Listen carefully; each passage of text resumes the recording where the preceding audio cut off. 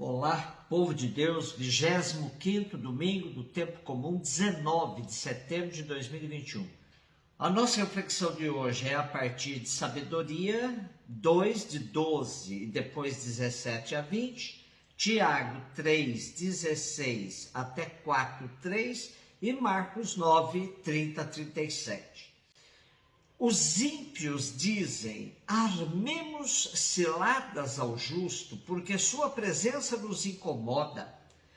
Ele se opõe ao nosso modo de agir, repreende em nós as transgressões da lei e nos reprova as faltas contra a nossa disciplina. Vejamos, pois, se é verdade o que ele diz e comprovemos o que vai acontecer com ele. Se de fato o justo é filho de Deus, Deus o defenderá e o livrará das mãos dos seus inimigos. Vamos pô-lo à prova com ofensas, torturas, para ver a sua serenidade e provar a sua paciência. Vamos condená-lo à morte vergonhosa, porque de acordo com suas palavras, virá alguém em seu socorro. Considerando a ordem cronológica dos livros da Bíblia, Sabedoria é o último livro do Primeiro Testamento. Em algumas Bíblias encontramos o título Sabedoria de Salomão. Porém, este é mais um recurso literário para dar ao texto maior importância. Na verdade, o texto foi escrito por um judeu que vivia na Alexandria pelos anos 50 a.C. O autor identifica a sabedoria com a justiça, tanto que o livro poderia até ser chamado de A Justiça Imortal, que sintetiza bem a finalidade deste escrito. O trecho de hoje nos apresenta uma verdade cristalina e eterna. A presença do justo incomoda aos que praticam a iniquidade. A simples existência de uma pessoa boa e honesta incomoda os maus e desonestos. Por isso, os justos e honestos sempre passarão por provações, porque o sistema alicerçado na injustiça sempre perseguirá a pessoa boa e justa. E essa pessoa, na ótica do autor do livro da Sabedoria, é aquela que acredita que o seu socorro vem de Deus, o libertador de todas as injustiças. Tiago 3, 16 até 4, 3.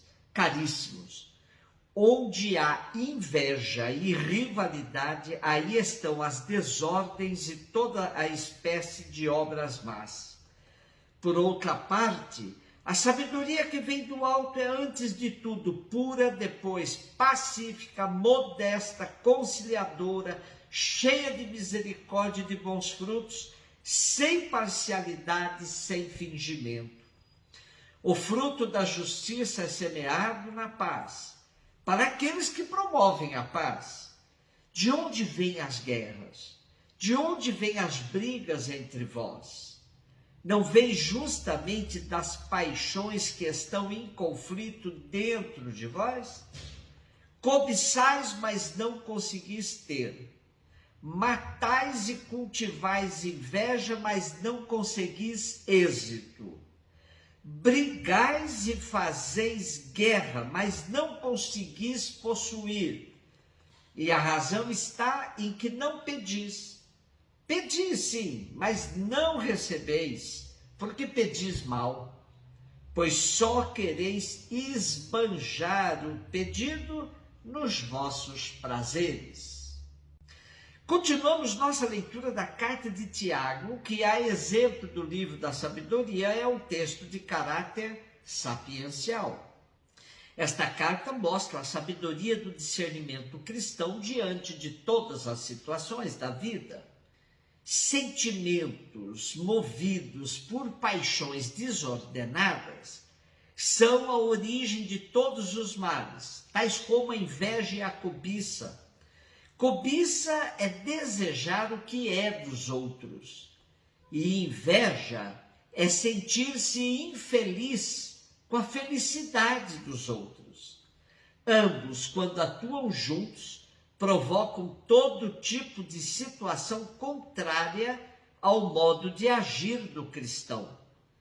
Interessante observar que nosso texto fala das paixões que estão em conflitos em nosso interior.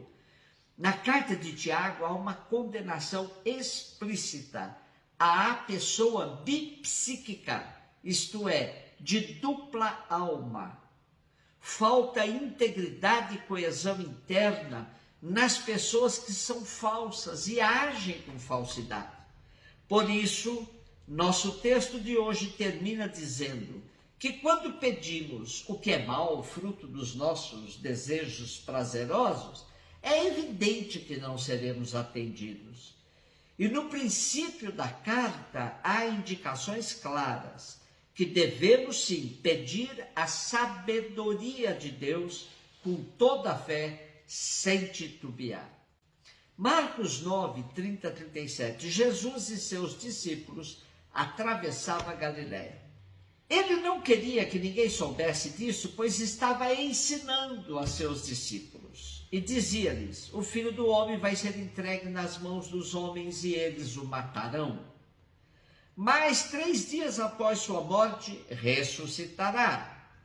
Os discípulos, porém, não compreendiam estas palavras e tinham medo de perguntar. Eles chegaram a Cafarnaum.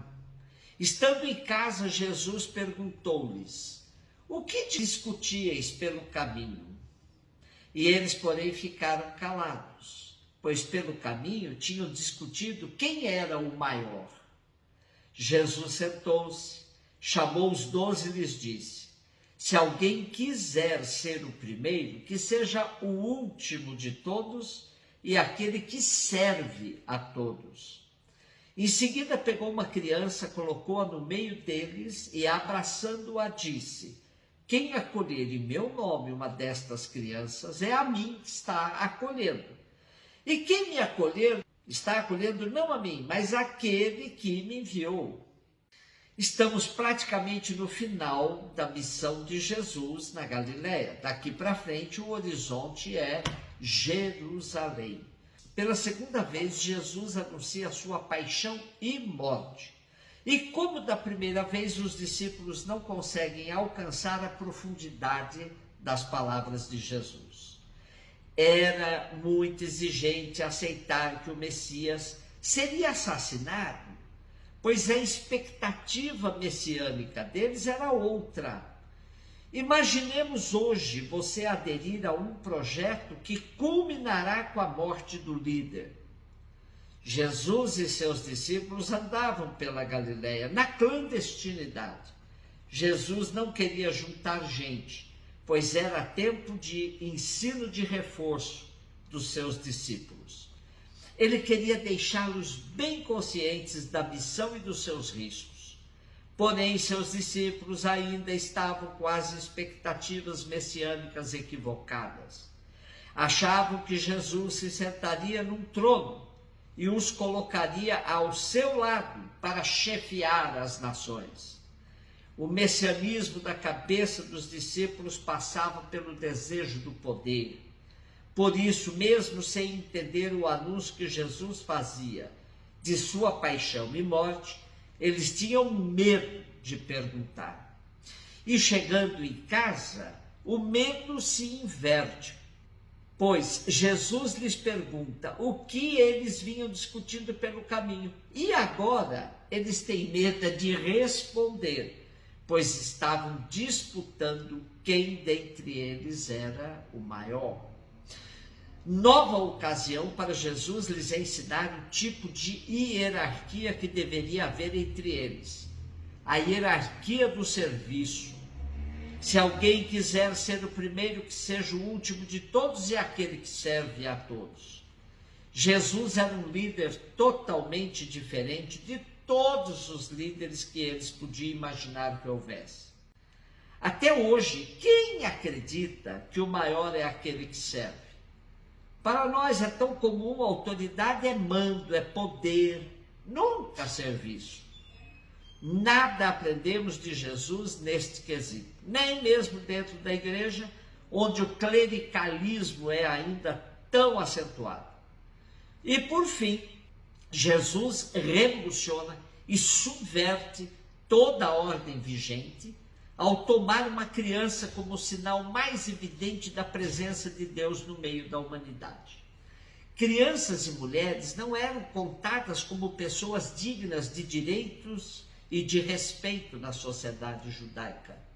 E Jesus diz que quem acolher em seu nome uma destas crianças, é a ele que estará acolhendo. E quem o acolher, está acolhendo não a ele, mas aquele que o enviou. Com Jesus aprendemos que somos capazes de ter Deus em nosso regaço.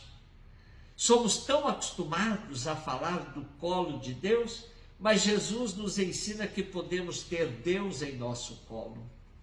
Como nos diz Padre Adroaldo, aquilo que os adultos esqueceram e que a sabedoria busca, as crianças sabem. É preciso recuperar a sapiência da criança, abafada em nosso interior. E conclui Padre Adroaldo, servindo-se da sabedoria da nossa poetisa Adélia Prado, dizendo: os adultos, para se salvar, deveriam rezar diariamente a reza mais sábia de todas. Meu Deus, me dá 5 anos, me dá a mão, me cura de ser grande. Um beijo no seu coração.